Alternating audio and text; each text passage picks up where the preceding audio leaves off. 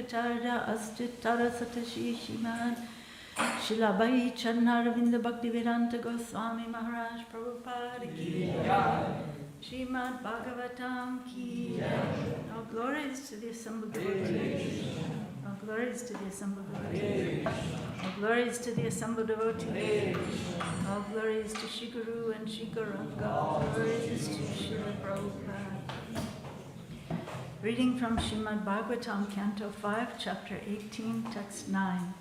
The residents of Jambudweep offer prayers. This is a prayer from Sri Prahlad Maharaj.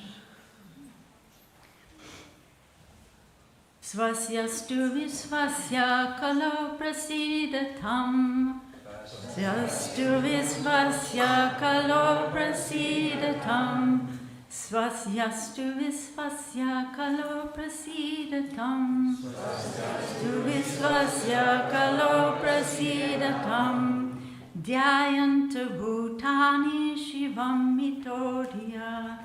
Dhyayantu bhutani shivam mitodhya. Manascha badram bhajata radhoksaje. Manascha badram bhajata radhoksaje.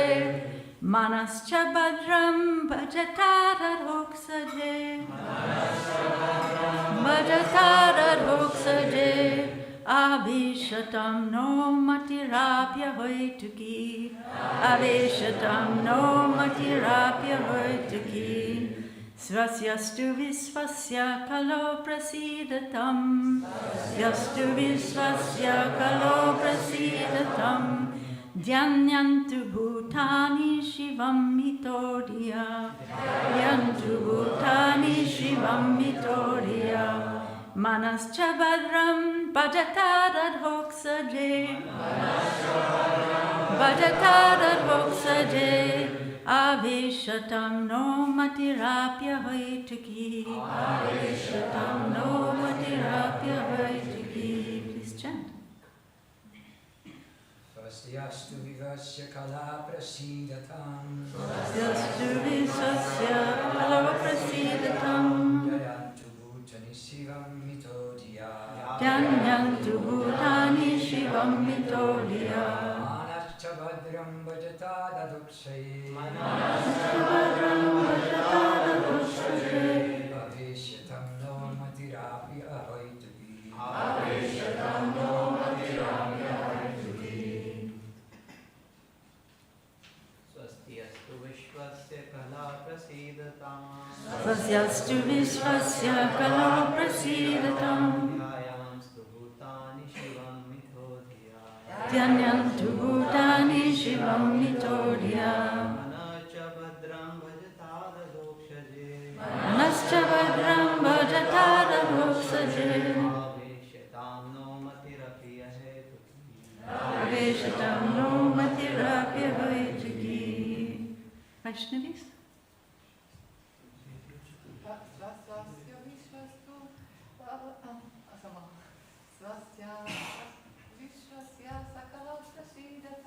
Svasyastu vishvasya kalo prasidatam. Dhyanyantu bhutani shivam mitodhya. Manascha badram bhajata dadoksaje.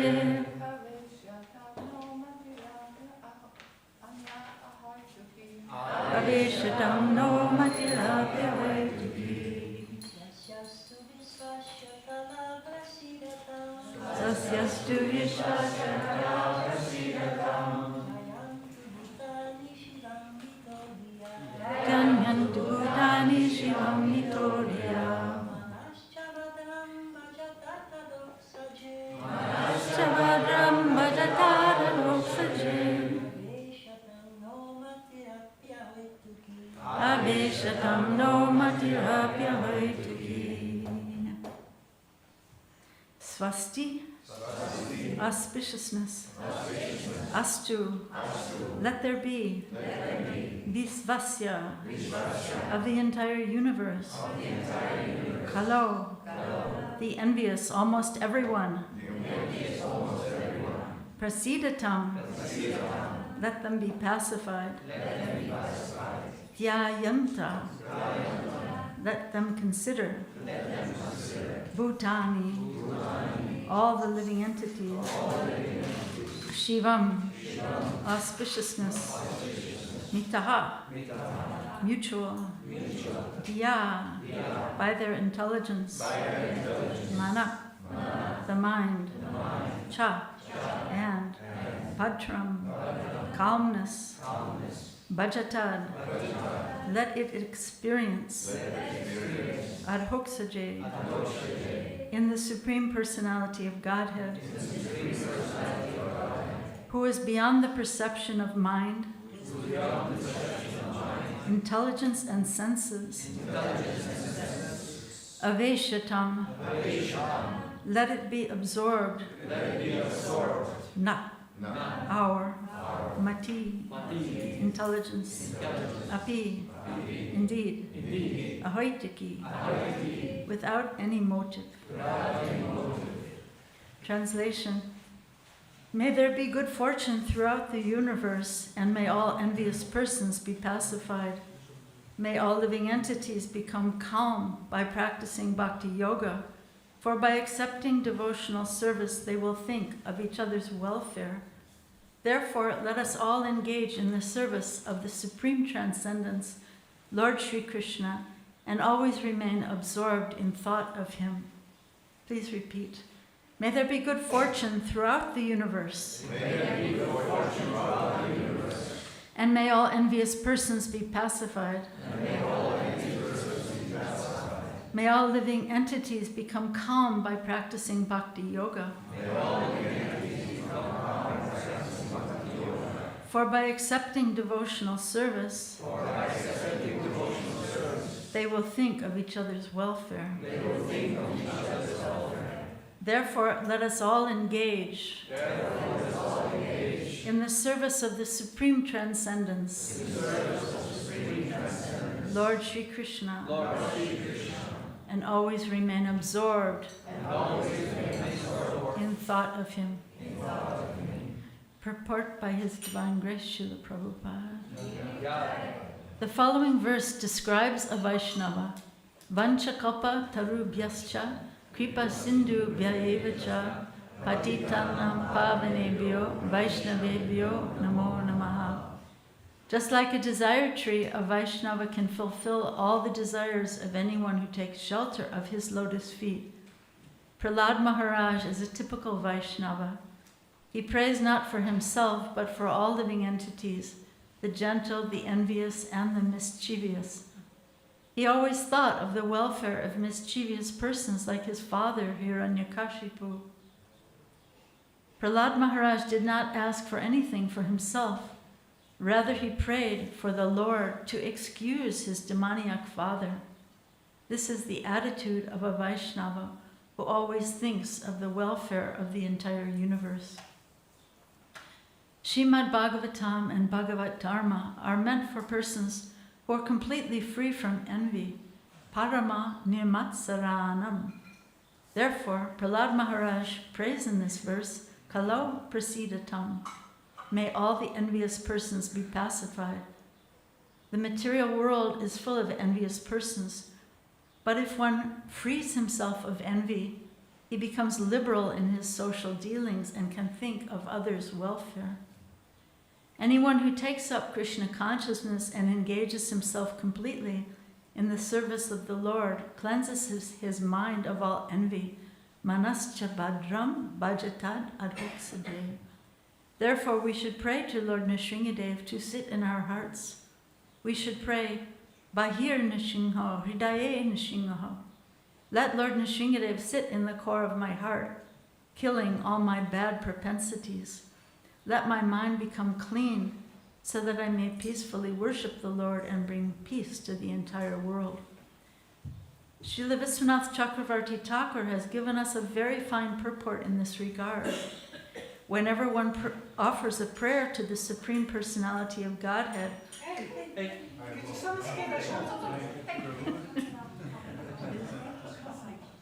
very enthusiastic, we should learn to be longing to see Krishna. We should be so enthusiastic, right? Whenever one offers a prayer to the Supreme Personality of Godhead, one always requests some benediction from him. Even pure Niskama devotees pray for some benediction, as instructed by Lord Sri Chaitanya Mahaprabhu in his Sikshastakam. Ayi Nanda Tanuja Kinkaram, Patitam Mam Vishame Bhavam Buddho, Kripaya Tava Parapankaja, Stita Duli Sadrisham Vichintaya. O son of Maharaj Nanda Krishna, I am your eternal servitor, yet somehow or other I have fallen into the ocean of birth and death. Please pick me up from the ocean of death and place me as one of the atoms of your lotus feet. In another prayer, Lord Chaitanya says, Mama Janmani Janmanishwari Bhavatad Bhakti Rahaitaki Tvai. Life after life, kindly let me have unalloyed love and devotion at your Lordship's lotus feet. When Prahlad Maharaj chants Om Namo Bhagavate Narasimhaya, which is the previous verse in this Bhagavatam, he prays for a benediction from the Lord, but because he is also an exalted Vaishnava, he wants nothing for his personal sense gratification. The first desire expressed in his prayer is Swasyastu Visvasya. Let there be good fortune throughout the entire universe. Prahlad Maharaj is thus requested the Lord to be merciful to everyone, including his father, a most envious person. According to Chanakya Pandit, there are two kinds of envious living entities. One is a snake, and the other is a man like Hiranyakashipu, who is by nature envious of everyone, even of his father or son. Hiranyakashipu was envious of his little son Prahlad, but Prahlad Maharaj asked a benediction for the benefit of his father. Hiranyakashipu was very envious of devotees, but Prahlad wished that his father and other demons like him would give up their envious nature by the grace of the Lord and stop harassing the devotees. Kala prasidatam. The difficulty is that the kala, the envious living entity, is rarely pacified. One kind of kala, the snake, can be pacified simply by mantras or by the action of a particular herb. Mantra saudi vasa sarpa kala kena nivrityate. An envious person, however, cannot be pacified by any means. Therefore, Prahlad Maharaj prays that all envious persons may undergo a change of heart and think of the welfare of others. If the Krishna consciousness movement spreads all over the world, and if by the grace of Krishna everyone accepts it, the thinking of envious people will change. Everyone will think of the welfare of others. Therefore, Prahlad Maharaj prays, Shivam mito diya. In material activities, everyone is envious of others, but in Krishna consciousness, no one is envious of anyone else. Everyone thinks of the welfare of others. Therefore, Prahlad Maharaj prays that everyone's mind may become gentle by being fixed at the lotus feet of Krishna, bhajatad adhoksaje. As indicated elsewhere in Srimad Bhagavatam, savai mana Krishna padaravindayo, and as advised by Lord Krishna in Bhagavad Gita 1865, manmana bhavamad bhakta. One should constantly think of the lotus feet of Lord Krishna. Then one's mind will certainly be cleansed. Chaita darpana marjanam. Materialists always think of sense gratification, but Prahlad Maharaj prays that the Lord's mercy will change their minds and they will stop thinking of sense gratification. If they think of Krishna always, everything will be all right. Some people argue that if everyone thought of Krishna in that way, the whole universe would be vacated because everyone would go back to home, back to Godhead. However, Srila Vishwanath Chakravarti Thakur says that this is impossible because the living entities are innumerable. If one set of living entities is actually delivered by the Krishna consciousness movement, another set will fill the entire universe.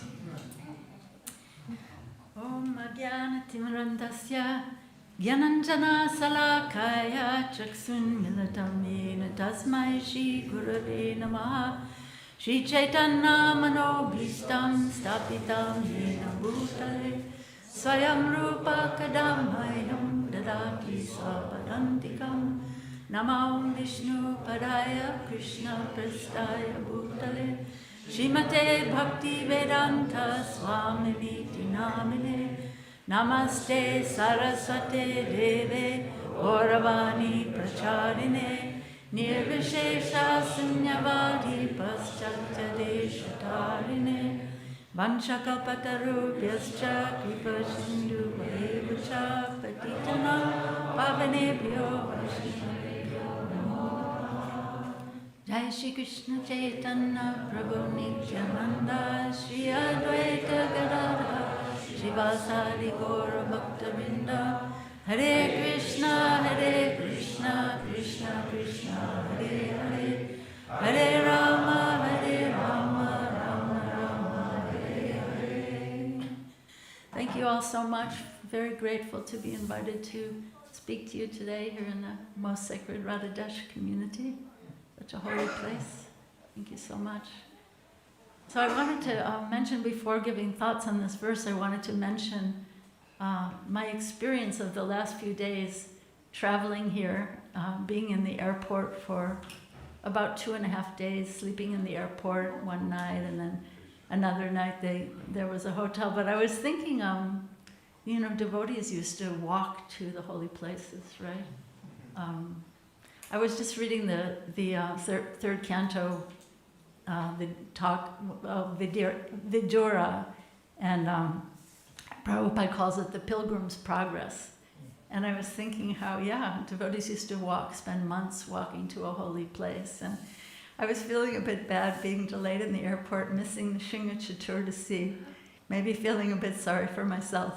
And I started thinking, well, at least no one's trying to boil me in oil or trample me under the feet of elephants. So, that's what Prahlad Maharaj tolerated. But so, as I was thinking that, there was this African-American lady sitting next to me, and I have to tell you about her. I was hearing her, she was singing hymns under her breath.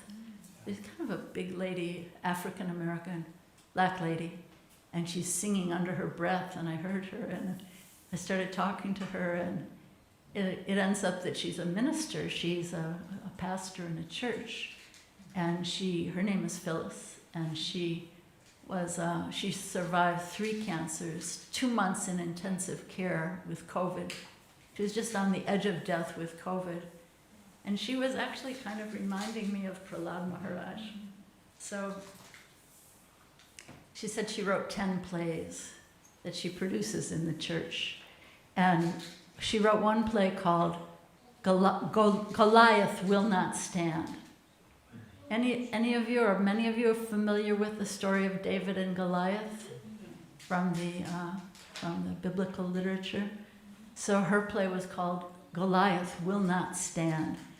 So if you know this story, David was small, Goliath was a giant, and David was really, overpowered by the strength of Goliath, and nothing compared to Goliath, and all odds were against David. But he had his faith in God, and he took up his weapons. He had a slingshot. Remember that? He had a slingshot, which is like a really insignificant, useless weapon. He had a shield, and he had his faith, and he had his slingshot. And somehow he conquered this insurmountable monster, Goliath. So she was telling me about how her cancers were like monstrous Goliaths, and how everything we face, every challenge we face in our life is like a Goliath, and how every Goliath will fall if we have our faith in God. It was so amazing. And how, but she was saying we have to take up our weapons. So I was thinking, this lady understands Bhagavad Gita, I think, better than most of us. You can't just go to sleep and expect that Krishna is going to do everything. You have to take up your weapons, even if it's just a slingshot, and your shield, and your faith is the ultimate weapon. That was just so moved by her. So I was thinking, I'm sure she's never heard of Bhagavad Gita, but she probably understands it better than us, many of us, at least me. So this verse, this beautiful prayer of Prahlad Maharaj, to me this verse is so important because it's like a look into the heart of Prahlad Maharaj. He is, he's opening his heart to show what I was thinking is compassion without borders. Compassion without, it's a good name for an NGO, don't you think? Yeah. Compassion without borders. And he's not praying for himself, but he's praying for the gentle and the envious and the mischief mongers like his father. Let there be all auspiciousness for everyone, for all living beings. Let everyone in the universe think of the welfare of everyone. So it's an inclusive blessing consciousness of Prahlad Maharaj. Like just unalloyed, pure blessing consciousness. So, in the purport, Prabhupada mentions a bit of the second verse of Srimad Bhagavatam, Parama Nirmatsaranam Satam. So that verse begins with Dharmak Prochchita Kaitravo the Parama Nirmatsaranam Satam. So it says, Srimad Bhagavatam is meant for those people who are not envious, the Satam. The devotees are called Satam because they're fixed in Sat, they're fixed in truth, and they're not envious. So Prahlad is praying that let all people become pacified. And so, what's the path to that auspiciousness, the path of the sadhus like Prahlad Maharaj? He's praying to Lord Nrsingadev to sit in our hearts, kill the Hiranyakashipu like propensities, smash the strong pillar of our pride. Think of it, Lord Nrsingadev came and smashed this pillar, which it's like my pride, he smashed this fortress, this pillar that's holding up this fortress of my false domination of ego in this world, right? Let my mind become clean so I can peacefully worship the Lord and bring peace to the entire world. So it looks like such an impossible order, doesn't it? It's impossible, right?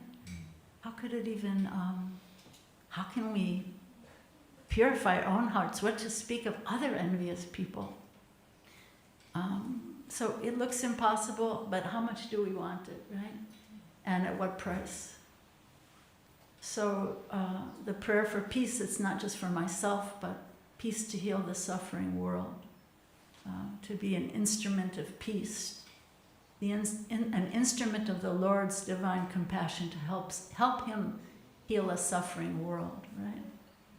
And I love that in the purport, Vishwanath Chakravarti Thakur is asking for a benediction, saying any benediction, any prayer for a benediction, every prayer has a request within it. So Prahlad Maharaj's prayer is that envious persons will have a change of heart and think of the welfare of others. So he's like, Prabhupada used to sign his letters, your ever well-wisher. So just imagine to be a well-wisher of every living being like that. So I was thinking about envy, jealousy, and how are they different, right? Envy, jealousy. Shakespeare called jealousy a green-eyed monster in Othello, right? The green-eyed monster of jealousy. So I looked them up because it's a little confusing. Envy, jealousy, are they synonymous? But they kind of have distinct meanings, but they're a little bit synonymous also. So envy is the painful feeling of wanting what someone else has, like attributes or possessions. If you're jealous, you feel threatened, protective, or fearful of losing your position or your situation to someone else. So here's something from a conversation with Prabhupada. This devotee, Nalini Kanta, is asking, he says, Prabhupada, I've been reading a lot in the different books about envy, and you say that people kill cows out of envy. I was wondering if you could give a definition of what envy is. I don't understand why they would kill animals out of envy. And Prabhupada says, envy means the cow has got right to live. He does not allow the cow to live. That is envy. You cannot understand that? Suppose you are walking. You have got a right to walk. I have got. And if I kill you, you cannot walk. That is envious. Everyone has got right to live, just like the camel. God has given their food. They are accustomed to eat these thorny twigs. So Krishna has given that. Let them eat and live. Why should you interfere with his living condition? Do not interfere with others' right. Why should you do that? And then here's Srila Prabhupada's thoughts on jealousy. Prabhupada speaking with Dr. Arnold Toynbee, an eminent scholar. Prabhupada says, this material world is based on jealousy, and the spiritual world is based on friendship. That is the difference. So these materialistic person, United Nations, League of Nations, they are trying to unite, but they at heart, there is jealousy. So they can never become united. This is only bogus farce. Dr. Toynbee says, yes, yes. Prabhupada says, what do you think? Dr. Toynbee, yes. Prabhupada, they cannot be united because at heart there is jealousy. They go to the United Nations Assembly. So one man is speaking with jealousy for the other, and the other man is speaking, and Prabhupada laughs, with jealousy. So how can they be united? It is not possible. Dr. Toynbee says, yes, yes, no. Prabhupada, therefore, they should adopt this Krishna consciousness platform. Parama nirmatsaranam satam vastava vastu vedya matra. This is again Srimad Bhagavatam, first canto, first chapter, second verse. So it is a very scientific movement. I would like that persons like you should take some little active part to push on this movement. Right? So, yeah, so this verse that Prabhupada's again quoting here, Srimad Bhagavatam is, the intention of Srimad Bhagavatam is to kick out cheating religion out of our hearts so that we can become satam, parama nirmatsaranam satam, that our minds will become gentle, non-envious, by being fixed at the lotus feet of Krishna. So it's a mystical quality, isn't it? That here's Prahlad Maharaj praying for the welfare of others. But I find it very mystical that by reaching out to help others, we also begin to become healed. You know, when I'm kind of myopic, thinking of my own self and my own problems, my consciousness is not expanded enough to be able to reach out and to help others. So this vision of a devotee is very, very beautiful, that a devotee has no enemy. Ajata Shatru, right? That a devotee doesn't perceive anyone else as an enemy, but prays for the benefit of and upliftment of those who might think that they are his or her enemy. It's a very interesting and beautiful thing that the Lord appears partial. Like this whole story of Prahlad Maharaj, the Lord is appearing to bless his devotee, Prahlad Maharaj. It's the Lord appearing out of a stone pillar to bless his devotee. And why is he so partial to his devotees? Because his devotees, like Prahlad Maharaj, are so impartial, right? So he's partial to those who are impartial.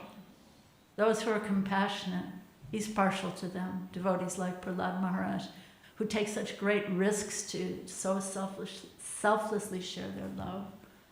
Just like Narada Muni, right? Just think of Narada Muni with his veena. He's walking along the forest path, and he walks off the path to reach out to Magrari the hunter. Isn't that interesting? He could have just gone on his way. But why did he walk off the path to reach out to Magrari the hunter? So I think it's a great lesson for us if we think of that. I can also reach out to help others, go out of my way, step off my own path to extend myself. We're all so busy, right? In ISKCON, we have so many services. Everybody's rushing around doing so many services. But can we also take some time for some radical noticing? You know, somebody sitting alone in the temple or outside the temple or on the street or anywhere, looking depressed or alone, someone visiting the temple, no one takes time to greet them. That's the most heartbreaking thing, isn't it? No one takes time sometimes to make them feel that this is their home. Srila Prabhupada once said that everyone who visits one of our temples is Krishna's personal special guest. And the most heartbreaking thing is when you say to someone, oh, you've been here before. Yeah, I was here 6 years ago, but nobody talked to me, so, I just didn't come back. So sometimes our very personalist philosophy plays out in very impersonal ways, with a lack of noticing, a lack of caring. I want to share with you this beautiful story. I was at the temple in Pune, and this devotee Radhe Shyam is the temple president there. He's a brilliant man.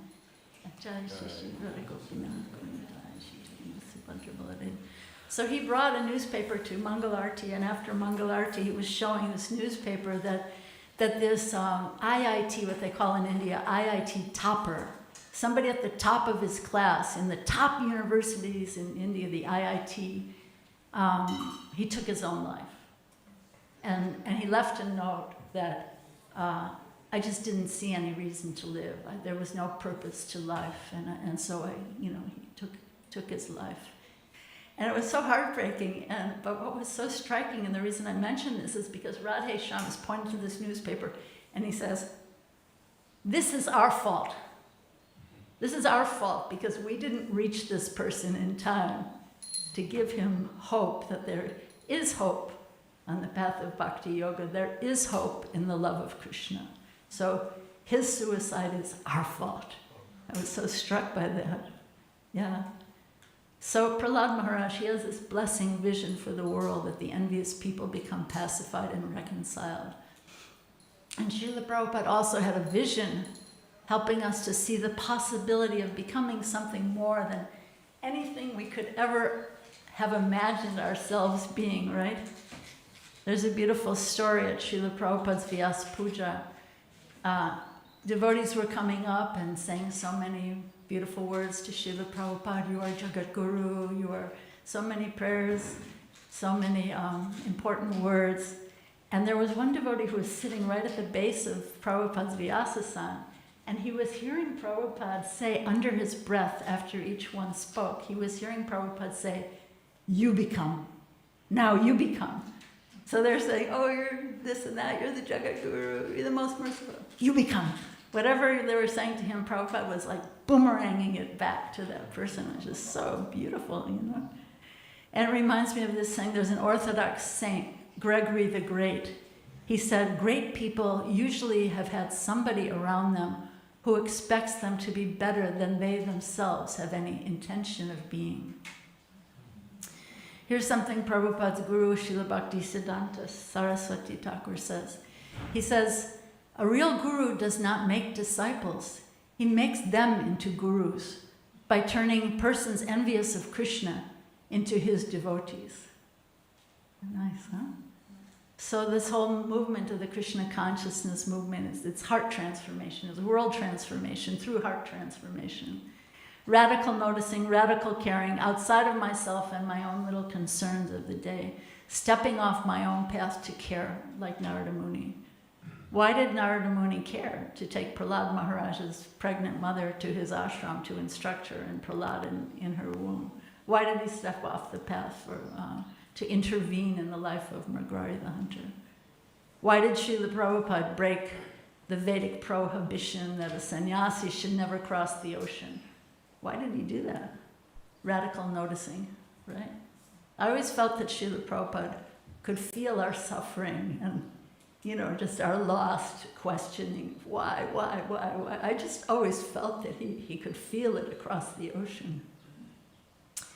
So compassion, karuna means anukampa. Anukampa means trembling with a person. Beautiful definition, to tremble with, alongside a suffering person. Here's something nice from Bhakti Tirtha Swami. He says, we do not just want to become members of a powerful institution, but we want to experience the theology in such a way that our lives preach our message. We want people to feel amazed by our culture of devotion. If the participants are wholesome, the family strong, and their physical and psychological needs are met, this devotional culture will certainly amaze people. Most important, they should see how the spiritual care offered to those in the immediate environment extends outwards. We must first influence our own communities in order to influence the society.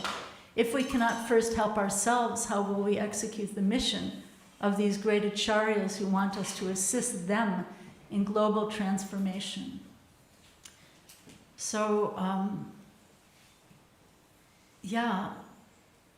wrapping this up, I wanted to say that sometimes it's said that a devotee has 4 qualities.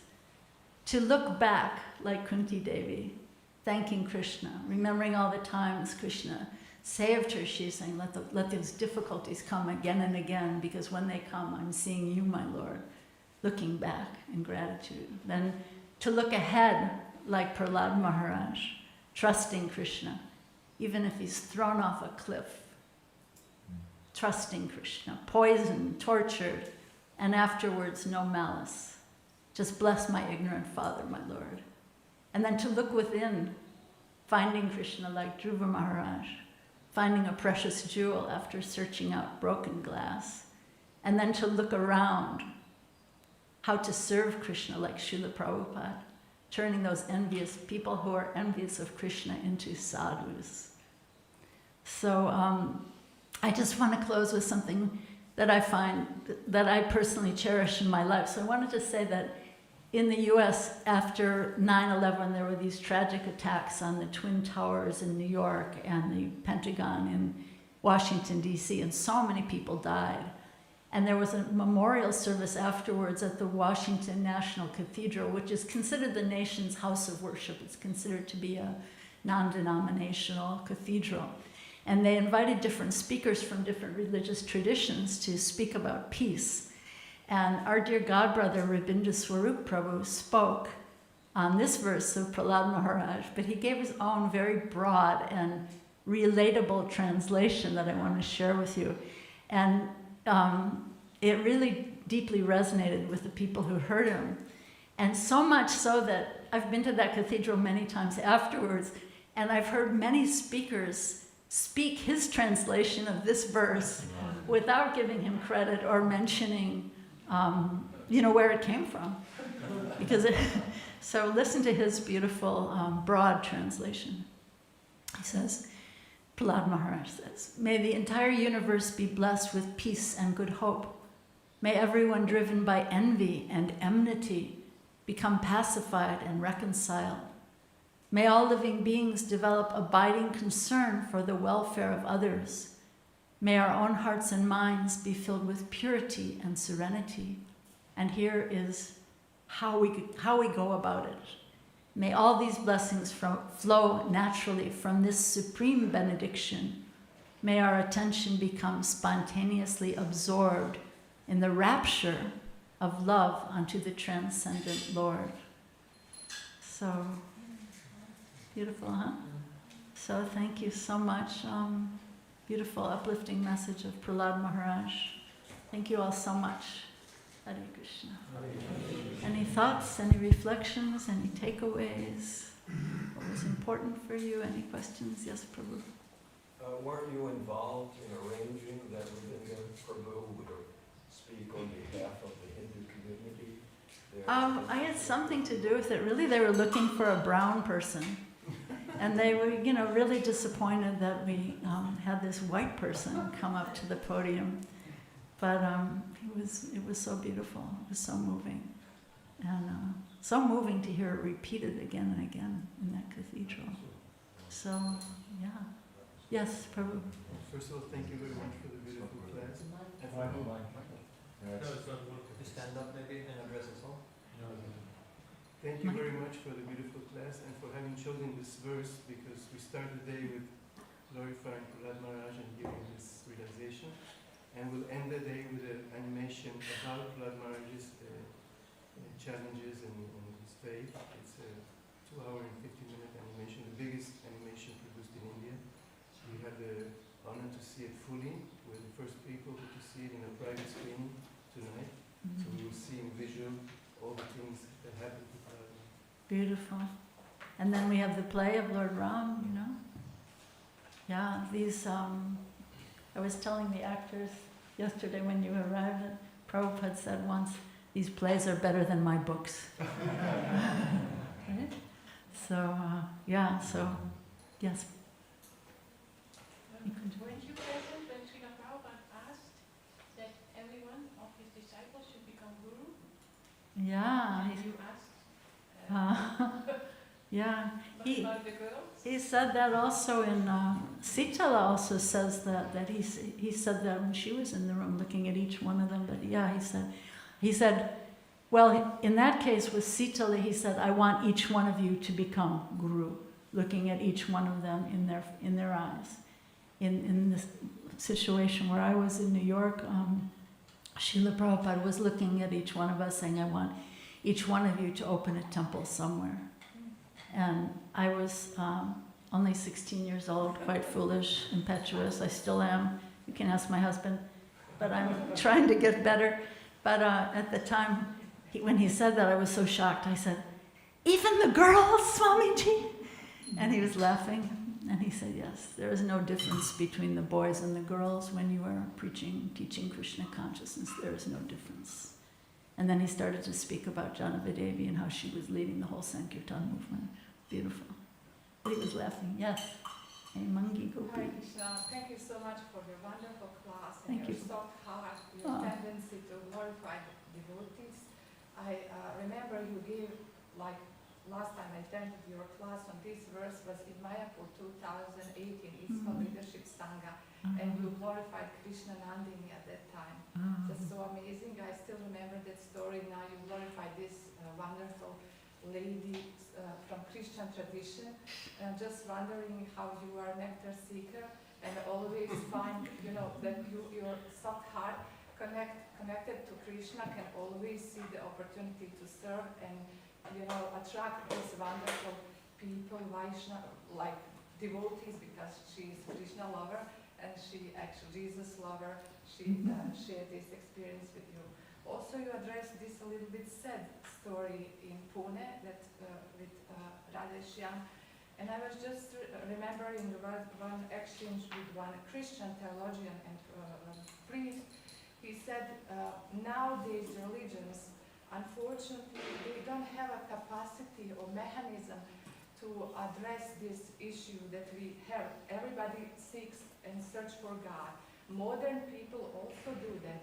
But the institutions, religious institutions, are not capable to reply of their needs and necessities for God.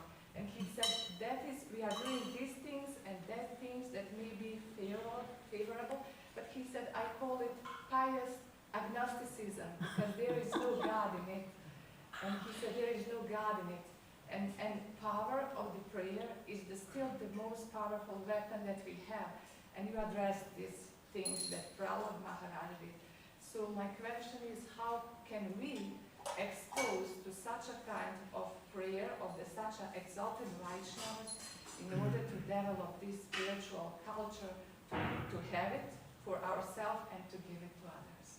Thank you for the amazing realization from your beautiful, compassionate heart. Isn't it beautiful that she's thinking every problem that could possibly come across my path in my life is a Goliath. And my faith, take up my weapons and my faith, and the Goliath will not stand. It's so amazing. And I'm hearing her, and I'm thinking, because I read this Russian, any of you read this book, The Way of a Pilgrim, by this Russian, So he's talking about incessant prayer in that book, that he was looking for how can we find incessant prayer. So I was listening to this lady singing this hymn under her breath, and I'm thinking, this is incessant prayer. She's doing it, she's living it, And so what a great guru she is. But I was also reminded when you were talking about pious agnosticism that I heard this from Radhika Raman Prabhu. He was saying that one scholar said that religion has the capacity to re-enchant that the problem with the world is that the world has become disenchanted, and religion has the capacity to re-enchant the world. But I would say even further, bhakti has the capacity to re-enchant the world. So it's just like we're just sitting on a treasure. You know, here we are in this beautiful Radhadesh. Why are there only 50 people here, you know? The whole Belgium should be in this room. But yeah, so bhakti has the capacity to re-enchant the world. So what misers we are if we're not sharing it without borders, without, you know, compassion without borders. Yeah. Yeah. And something else? Yes, Prabhu. You said there's a word there, anupukam or something. Anukampam. Anukampam. Suffering with someone. Yeah, it's a one of, you know, in Sanskrit there's so many words for different things, for love, for compassion. So it's one of the words for compassion, but it means to tremble with someone. So it's a very, very beautiful thing. To not be standing in front of them, pointing, you know, shaking my finger at them, you should do this or this or this, and not standing behind them, wringing my hands like, oh, you know, you poor thing, God bless you, you know. But standing beside them as they are walking through the wilderness of their grief, their suffering, and trembling with them. So I think that's the path of the sadhus. That's the path of authentic compassion. It's not prescriptive, but it's to tremble along with someone. What else? Anyone else have any reflections or thoughts or questions or anything? Yes, Prabhu. We sing this every morning, Romancha Kampa Shru Karanga Bajo Mangalati, we sing it. So Kampa is the ecstatic shaking. It can also mean the shaking out of shock or suffering. So if somebody is suffering so much that he starts to shake, you can tend to hammer him on the head with philosophy, which is not always the right tactic. It's to put your arm around the shoulder of that person. And Anukampa is to cry together with that person, and then when both your compassionate heart and their heart in agony, when they unite with its shaking, then we can gradually, kindly give a glimpse of philosophy that might help them afterwards, after the emotions settle down. Beautiful. Thank you so much. Yeah, it's called being a wounded healer. You know, being a wounded healer, not that I'm so healed and I'm talking down to you and I know everything. So we have to drop down from the head space to the heart space. If we want to really touch people's hearts, we have to get out of the head space and drop down to the head space, heart space. Yeah. Yes, Nikund? You mentioned that Narada Muni stepped off the path to save Magrari. But by saving Magrari, he also saved all these half-killed animals that Yeah. were suffering. So sometimes to save one person, it resonates. Yeah. Because all these people that are animals. Beautiful, thank you. By saving one person, there can be a domino effect on so many people. So many living beings can be saved and healed. Yeah, beautiful. What was the story I was hearing yesterday from Chitrarupini? So she was saying she had her son and another boy at the beach, at her father's little house on the beach somewhere in Italy. And when the boys were out playing and they saw a man who was fishing, and the older boy, being trained in Krishna consciousness, he was older than her son. I think maybe he was about 7 or something like that. But he went to the fisherman and he said, "Don't do this. They're not happy. Don't you see they're happy in the water? Why are you doing this?" And he was, you know, he had such an open, childlike, pleading heart that he really touched the heart of this fisherman.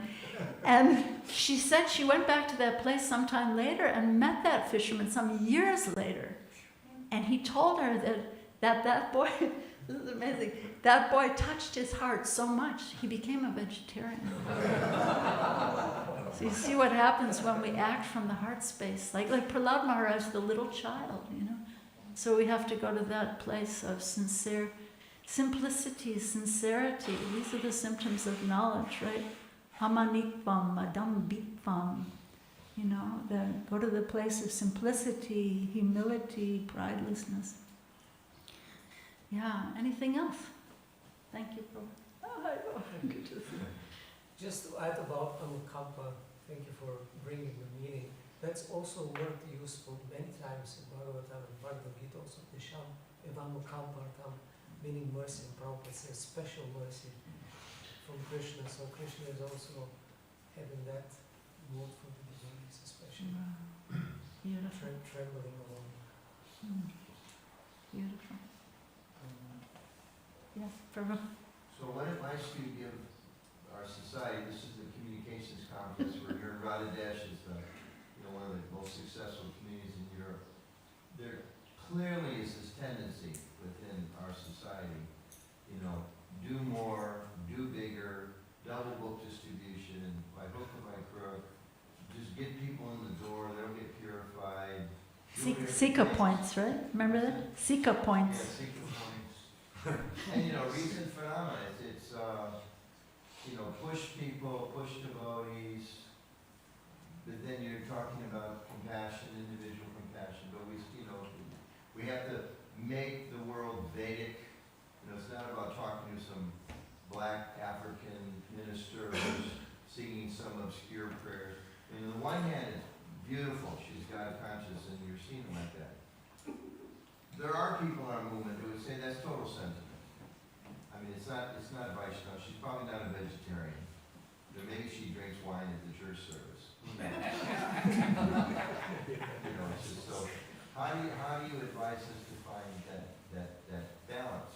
I would say that if we want to push someone, we have to push ourselves, because the only way we can create a change is if we create a change in our own hearts. If I'm just telling you, then it's just not effective. Well, you can tell me because we're married. I heard this story I want to share. There's a Quaker peacemaker, and he's written many books. His name is Parker Palmer. And beautiful man, his books are beautiful. And he went into a personal depression for a long time. And his friends were coming up to him and saying, come on, you're a great teacher and you're a healer and you're going to snap out of it, don't worry, And nobody was helping him. Anything anyone was saying was just not helping him. And he had this one friend who was showing up on Fridays to just rub his back without any words, without any words, just showing up. So I think so often we have so many words, but just showing up in the heart space. There's another story I want to share if there's time, if I'm not going over, it's all right.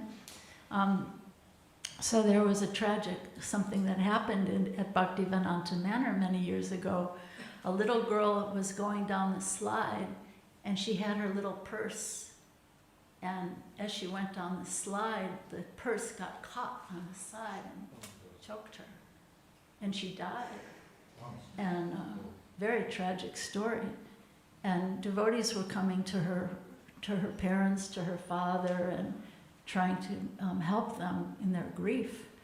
And, preaching Bhagavad Gita, remember, she's not this body, we're not this body, and everything is temporary, and don't mourn for what is not worthy of grief. Repeating Bhagavad Gita, right? We can repeat it like a parrot, But the father said to someone later that he felt that the devotees were not coming for him, but they were coming to fulfill their own need to preach.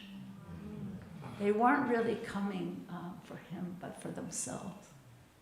So how sensitive we have to be. There's so much suffering in this world.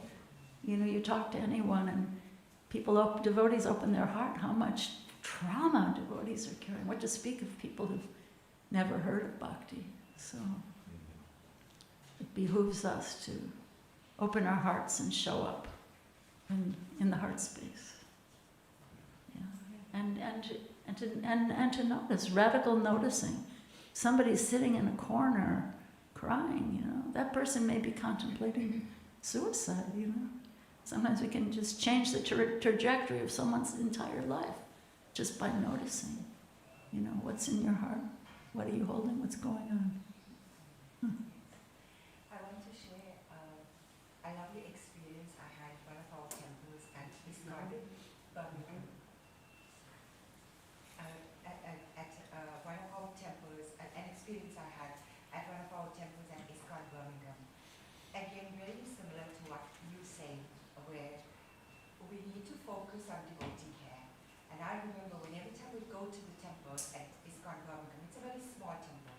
We have big temples, you can't really cater for that. Very small temple. You go there, you ring the doorbell, and the temple president comes to answer and welcomes you. And he doesn't take us for granted like we in the movement for a long time. No. This is where you keep your shoes. And he'll take us to meet Srila Prabhupada. And he'll announce our name and he'll say, so-and-so has come from London to meet you, like that. How It's beautiful. such an amazing experience. And when you finish, he'll take you to meet the deities. And he'll tell you the name of the deities. Because sometimes you go to a temple, you don't know the names of the deities. He'll mention the name of the deities, like that. Give you that space of time to have your moment with the deities. And then it will be prasadam. He'll be interested. Did you take your prasadam?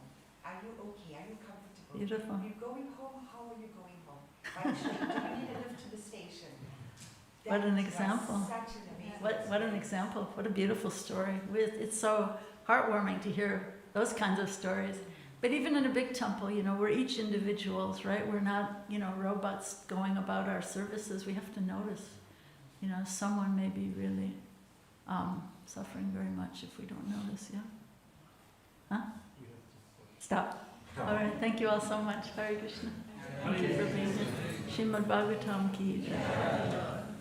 Mahaprabhu, what time do we start? Now it's breakfast, and at 10 o'clock sharp, please come to the guest house conference room. It starts 10 o'clock sharp. Please be there. Hare Krishna. So please, the breakfast prasadam is at the back of the tent, in the tent.